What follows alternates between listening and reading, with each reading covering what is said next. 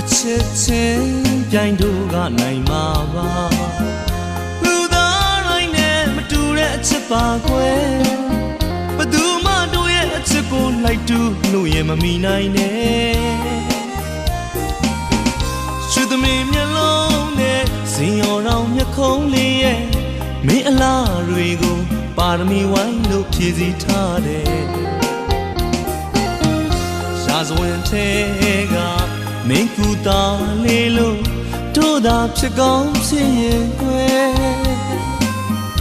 ပမဝရီလောက်လာသူရဲ့ပမဝရီလောက်ချောသူရဲ့မင်းလေးအနာမှာပါရမီဖြစ်မဲ့ကုသဘဝလေးဖြစ်ပါစေအချစ်ရဲ့